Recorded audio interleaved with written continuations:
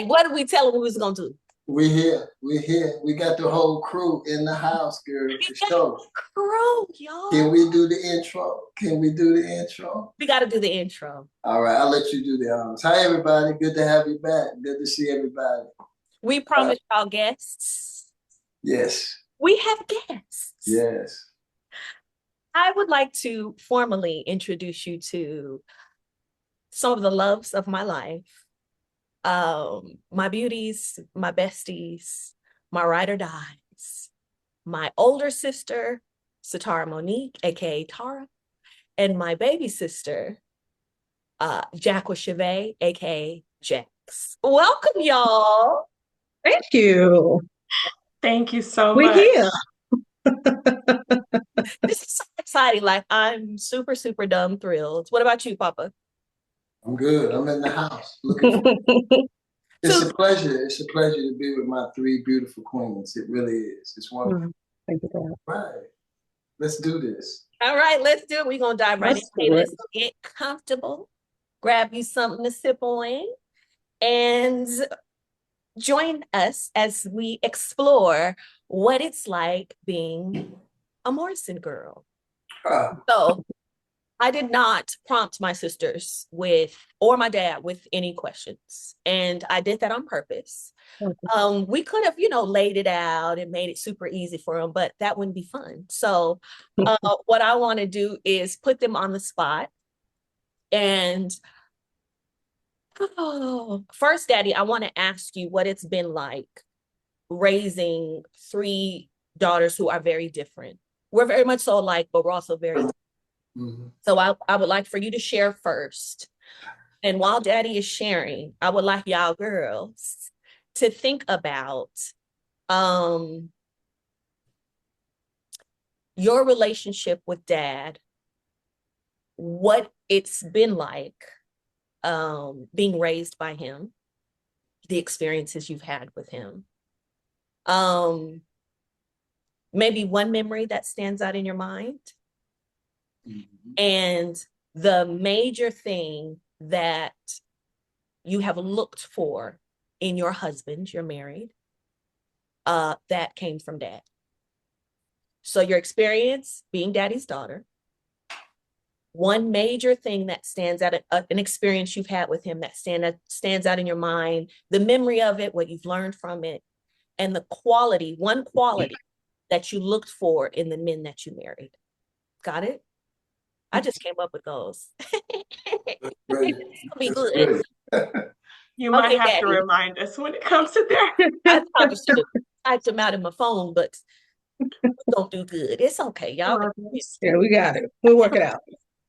All right, Daddy. So what has it been like for you raising three daughters? Very different. Tara's the oldest. T and I are about 3 years apart. Mm-hmm. Jackie and I are 7 years apart. 6 years apart, just kidding. 6 years apart. So what has that been like? Because I feel like you had the first set, me and T, and then you had Jackie and Zay. Exactly. What it was like, first of all, being the dad of girls, young ladies, is always it's a minefield. It's a minefield between allowing creativity and being overprotective. It's a minefield of whether we like it or not, in society and in our lives, boys are viewed differently, and girls in most men's eyes, most real fathers' eyes, are in need of more protection than boys are. Mm-hmm. And that doesn't answer your question, but the answer to your question is you guys are raised in basically three different eras. Three different eras, three different things, circumstances that were going on with me as a man that allowed me to be a better father or allowed me not to be present as a father. Yeah. There were events that going on that had to do with the way we lived, how we lived, what we had and what we didn't have.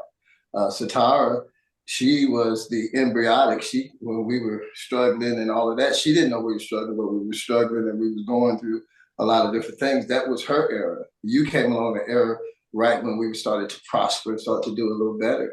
Jackie came when things were, Jackie, her transcended into an adulthood. She was at the precipices of transcending to a new era of ministry and new era of life. So each one of you came with a different era in my life. So you would ask me the effect of having daughters in my life. First of all, I have to start with Tara because she changed my life. Her being born changed the trajectory of my life, changed the thought process of my life, changed my perspective on the future, changed my idea of what's mine and what's not mine. It changed my whole idea of that because there's something about having kids, but having daughters in specific that changes the value of your marriage. It grows your marriage exponentially. Whereas things that would have been different had we not had kids, I probably would have been less, it would have been less value. But the value came because of my legacy, my girls, and starting with Tara. So the effect that you guys have had and how it's been for me, I would say you guys have been the greatest source of my growth, more than Bible college, more than study, more than anything else. Learning from you guys what it means to be a man, what it means to be a father, the uniqueness of each one of you, learning the nuances of how to father each one of you, because you still need to be fathered differently. All of you you're not fathered the same way. I'm daddy in a different way. What's that? Still to this day, we still to this day, very much so, very much so. You all have your own uniqueness. No less. There's no less love and appreciation for each one of you in your own uniqueness, but it's different. It's different for each person. It's different for Zaya. Ali goes for us. It's different from my grandgirls, Zara, Aria, and Zaza. And Leela. It's all different. I love them differently, but I love them the same. Not equal gifts, but equal sacrifice. So give me an example of the difference in. That's easy. Yeah, don't chuckle, don't. Well, the difference is Tara. I'll start with Tara. Tara is, and I'm going to say some things, and I don't mean this in a derogatory way, because as we matriculate and we grow in life, we do things that children do. We do things that teenagers do. We do things that young people do. Yeah. Tara is the result of what young people do. So we'll leave that unexpectedly. No, she was expected, but by the Lord. I was not an accident. She was in God's plan, not don't ever think my girl was an accident. She was on purpose for sure. Anyway, so what was I saying? Well, I asked you, give me an example of a difference. Okay, Tara is agreeable. Yeah. But she has a very definite, strong opinion, but she doesn't find the need to give it in every circumstances. 100. So she was the kind of child you had to spiritually be in tune to so you could know what's going on in her life. And you had to follow her patterns because she's a creature of patterns. She's like her dad in that way. You eclectic. You just never know what's going to happen with you. You are eclectic. You have a very definite opinion. Unlike Satara, you are not in any way reserved about sharing your opinion in a very definite sort of way. Not in a brutal way, not in a mean way, but you have a definite opinion. So that's you. And Jackie is a grinder. Yeah. She growing up as the last girl and you being 6 years removed from her, she grew up as a girl by herself. So she learned independence and she learned hard work and she learned how to set her own goals. So Jackie is God-contained.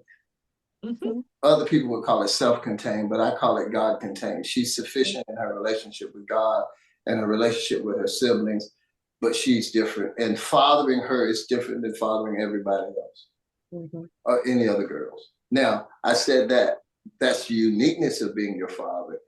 But the beauty of being your father is all three of you are equally sweet, loving, and great. So we'll take it at that. All right. Yeah, I got it. This is going out on the airway. I tell the people when we go off, I'm gonna tell everybody exactly how they is. It's some bats and bats and bats. She has always called us bats. I just want to mark this moment because I like to speak life and I like to give flowers. And I just want to say that there is very few things that compare to hearing your dad um, lovingly talk about you and say things that really reflect his heart for you and him knowing you and him being tapped into who you are as a person. Yes. I say that, and I want to mark that because if there are any men that when men watch this, I want you to know how important it is for you to um, say those things about your children and share what it's like to raise them in the positive aspects and let them know that you do know them and that you are tapped into who they are, because it's really vital to our validation as human beings. And so, Daddy, I love you. Thank you so much. You too. Yeah. Thank you. Yeah. Okay. So TT. Yes.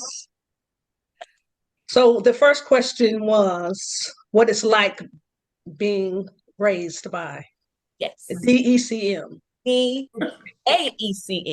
Don't really like to be called apostle, so we just it is I'm DECM. good. Y'all call me doctor. Oh, all right. Yes. Y'all call me Dr. Daddy from now on, DD. And tell Jen to call me Dr. Papa. Okay. I'm sorry. Go ahead, Tara. No, they would love that, actually. They would definitely call you Dr. Well, that really does speak to what it's like being raised by Dad, because since I got here, he was always the man. Yeah. Right? Every scenario, he was that guy. And he was always the guy in the situation that other people were either emulating, following, seeking after, or something. Right? And so being his daughter meant that people were always looking to him, but it was because he was the man. He is the man, right? And so having him for a dad, it's like you just know that that's who you're with everywhere you go. It's just like, oh, yeah, I'm with the guy. You know what I mean? And that comes with validation and protection and lifting up, you know? And so being his daughter, you learn very quickly that there's a standard because of the way that he sees you, right? So Dad was very much so, you girls are beautiful. You girls can do anything you want to do in life. You girls get out there and make it happen. So that's just kind of what it was being up under him. That was what you were going to get every time. We didn't have to wait for someone else to tell us we were beautiful. Dad was going to say, "You're beautiful," and he would say, and I'm telling you that because somebody that way you won't have to be worried about hearing it from somebody else. You've already heard it, and so. I remember saying that. Oh yeah, wow, it was really? very much that. Yeah. Very much that. And I also feel like the girls and I talk about it a lot. The lifestyle that you provided for us also put us in a position to where we were not looking for that outside of ourselves. We've already grown up with the cars, and we've already grown up with, loving homes. We've already grown up with someone validating us. So when we go out here, we're not looking for some person to come along and say, well, I have this car, so, or I have this material thing. We got all that. We're good.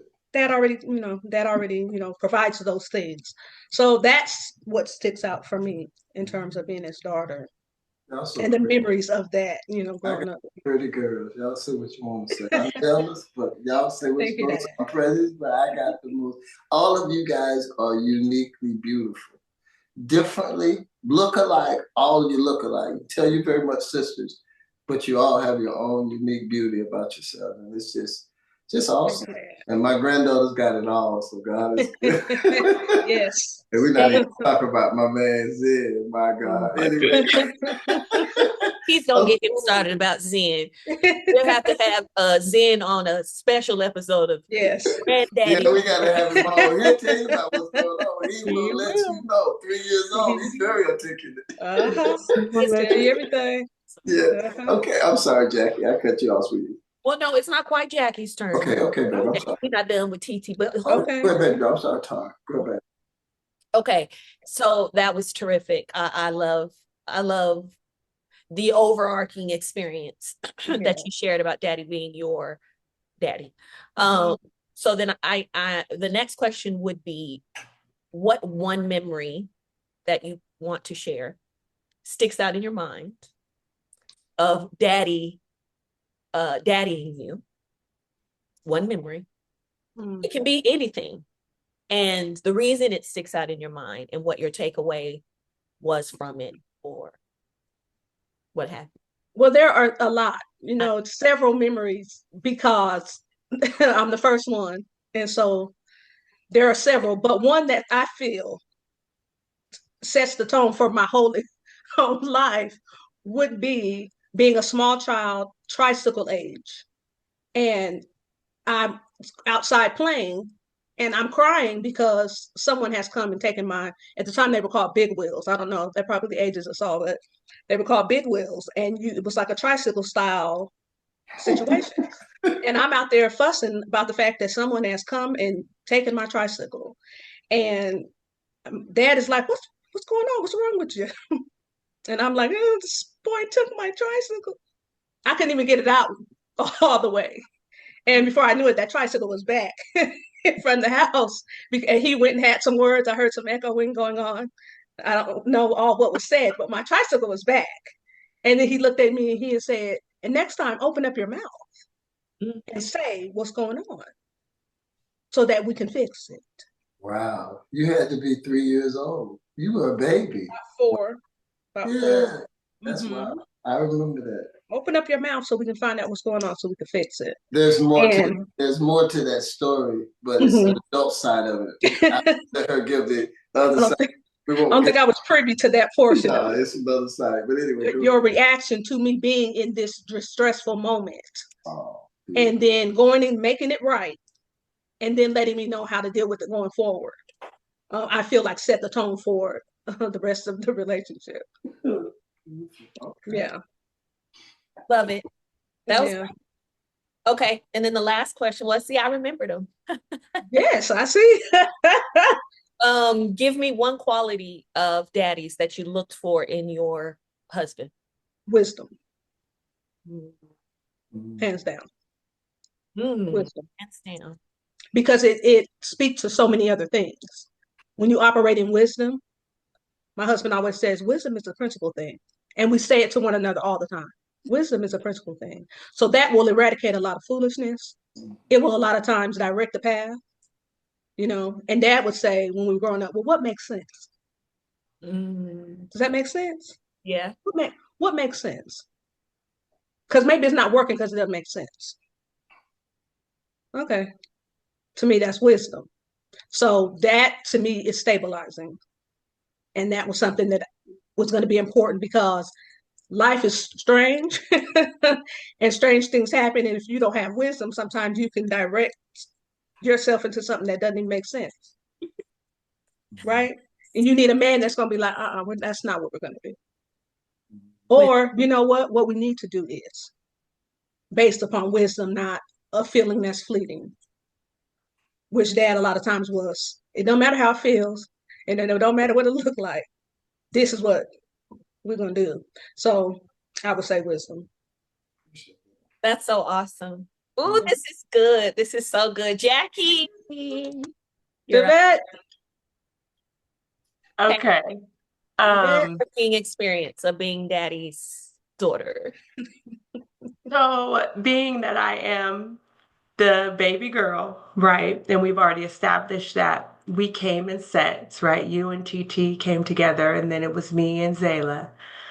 I would agree that what Daddy said, like I grew up very self-sufficient, but Daddy really cultivated that. Like he supported that in me, like he encouraged that in me. Sorry, I lost my train of thought. Forgive me. I always felt taken care of. That's what sticks out to me. I always felt like there wasn't a whole lot that I couldn't ask for that he wouldn't provide. You know what I mean? I felt very much so taken care of, and I felt that whatever it was that I wanted to do, I could go and be like, so this is what I'm looking like, or this is what I would like to, this is what I endeavor for, this is what I want to do. And he'd be like, okay, I'll get back to you, or okay, I support you, or okay, that sounds good. I just always felt like I could go and ask for what it was that I wanted.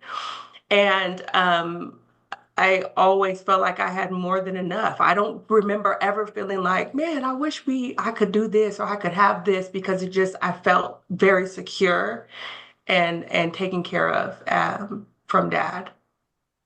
So Yeah. yeah, that's how I would summarize it. Yeah. You know, both of you ladies have spoken to dads, how he was so always so stabilized.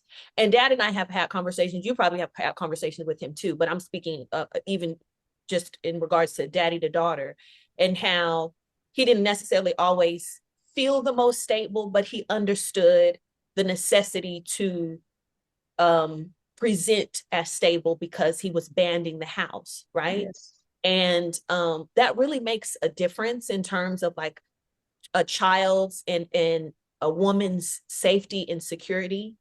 And it's something to me because I don't remember us girls necessarily ever having this conversation about dad, but that seems to absolutely be a through line of our experience of him. Like, I'm not married yet, but the men that I date, it is a subconscious desire to feel that way, right? To experience that stability, and not just stability in material stuff, but stability in character, stability in integrity, stability in mindset, stability in communication.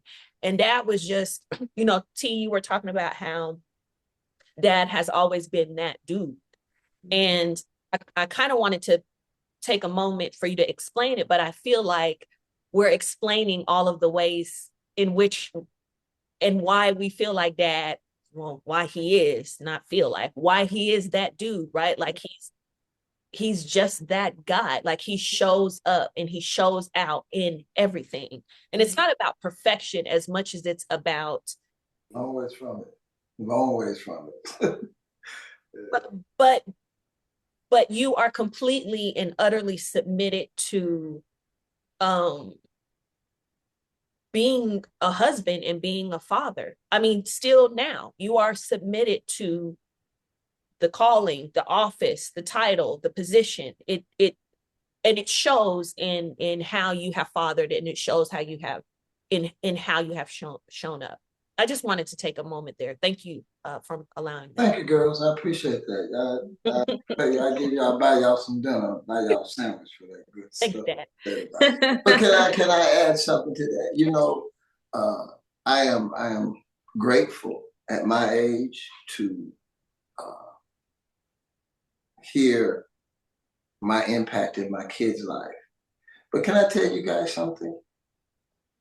There's a lot of great times we had together as kids, but what sticks out to me is my mistakes. Well, we talked about that the last episode, Dad, is that self-criticism. Let me finish. Okay, I'm sorry. My mistakes. And I'm going to tell you why I say that. I don't say that just to bring it up again, and I don't want to go into it, elaborate on it. I'm going to want to make reference to it. Is a parent's greatest nightmare is that their mistake scars their kids. Yeah. You guys, Jackie, you have kids. Jacquua, you have a daughter. Tara, you have nieces and nephews, which you have kids and god kids and all of that, and future kids coming. On the way. You want to discipline, you want to guide them in the right way, but you don't want to do anything that impacts their life to the extent that as they grow older, it impedes them. Right. And as a father, I didn't always know where the line was.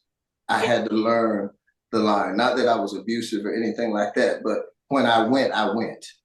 And for those times, I regret. I look back and I regret. And I wish I had the wisdom that I have now.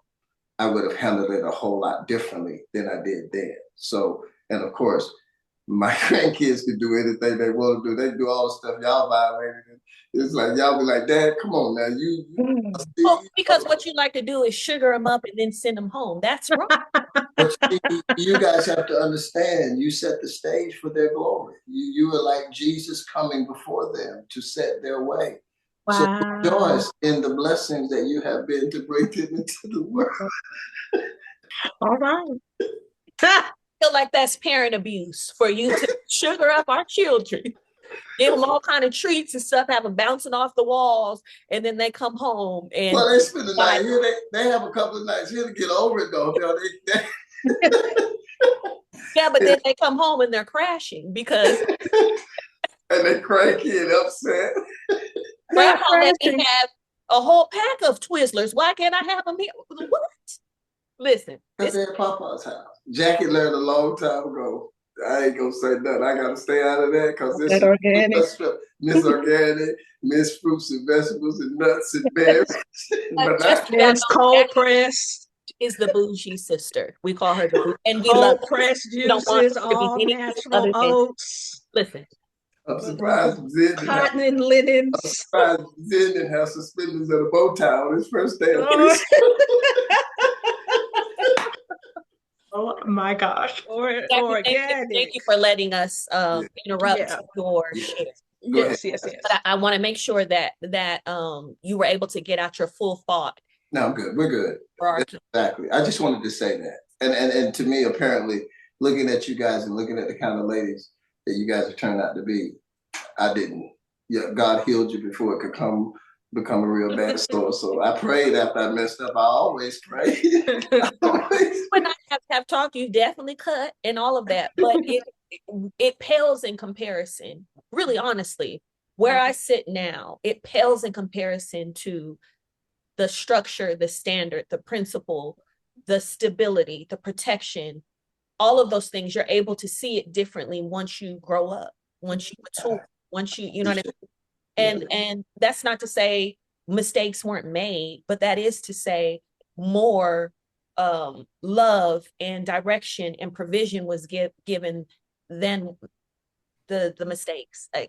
Mistakes are human, right? Like Leah's gonna grow up and she's gonna be like, yeah, Mom, because you A, B, C, D, F, G. I could only pray that I have given her as much as you have given us, and that it outlives the wounding that would be caused by me. It's like I told your mama, and I'm gonna let y'all talk, but I told your mama. Sorry, Jackie. I told your mama, I said, listen, I don't have to prove anything as a husband or father anymore. My kids are my testimony. Yeah. Well, you're not, no, ask my kids. Go look at their lives. Look at the way they live. Look at what people say about them in public. None of my kids have a bad name in their life. None of my girls have any H's on their name. You know what I'm saying? That is true. You absolutely do not. Amen. So again, that's what I was going to talk. Go ahead and finish. Jackie, you finished with her. You was talking. Okay, Jackie, we promised this time. Thank you for your patience with us. Yes, she always is. Okay, you up. You the next Lenny Bruce. Good. So yeah, I mean, just to wrap up what I was saying, that is what my experience growing up with Dad as our father, right? Just the security of knowing that he would be there consistently, that he would be a provider, that he would do everything that he could to give me the things that I wanted as his child. And that is something that I absolutely think about when I think about my kids. You know, what I am to them and what I'm able to do for them. It's because it made all the difference for me. So yeah. That is precious. I remember you left for school and Daddy literally went down there and moved you into your dorm. No, I didn't go. No, he didn't. No, it was Mommy. It was rest of But that does. Mommy and TT. That was Mommy and TT who moved me in. But what I will say, my one memory that sticks out, and I know I'm going out of order, but it's related to that. When, and it all ties in together, right? Feeling taken care of, knowing that he had me ultimately, right? when he came down to South Carolina one summer before I returned from my sophomore year in college, and he bought me a car That's what it was. because he knew Mhm. that it was something that would be beneficial to me. That I mean, obviously I didn't need it, right? But it was one of those things that that is how I had experienced him. I didn't necessarily need all the things that I was asking for, but he was finna go down there. He literally came down to South Carolina, bought me a vehicle with Mhm. cash, Mhm. and said, okay, Yes. continue to do good. Uh-huh. That to Yeah. me, that let me know that he supported me going away to college. He Mhm. supported paying that crazy tuition. Yeah, thank You you. know what I mean? That it was important to him that I felt that I knew that he was in my corner. And so that's a big memory that sticks out to me, amongst others, of course. But that was important for me as a very young adult, right? Like knowing that, okay, daddy has always said to us when we were growing up, when you're 18, Oh my God. you got to kind of figure Oh, it out, decide what it is that you want to do. But for me, it was like he still got me even though I'm over 18, yeah. you know? Yeah. Played Yes. because he stayed on our head about getting out at 18, but he was a softie. Like if we ever Yeah. needed to come home for a spell Yep. or some reprieve, Yeah. He still let us. Yeah. he He did. Well, still. And then still put it money. wasn't. I wasn't putting you guys out, and here's my point in that, if I can. Uh, I wanted to build a sense of independence, a sense of self-sufficiency in my girls. I didn't want you guys to marry someone you had to marry because you couldn't take care of yourself. Mm, I mm, didn't want you to, uh, not that being a housewife is bad or anything. I think it's a wonderful situation if God provides you with that setting. But yeah. I wanted you to be able to not be enamored by gold and silver, Yes. that you could make your own gold and your own silver, and you could do it with a sense of feeling that you got somebody got your back. I can take this step because if I fall, somebody's gonna catch me. I got somebody there. I never had it in my life. Don't even have it now. I have my family, of course, and I don't mean that's not to diminish it. That's never been something I had. So everything I did in life was a risk that I totally had to bear on my own. And I didn't want children should not have to bear the risk of growing up without the support of their parents. And all you guys were growing up. Did you do everything right? Did I do everything right? No, but that's called life. We were lifing it.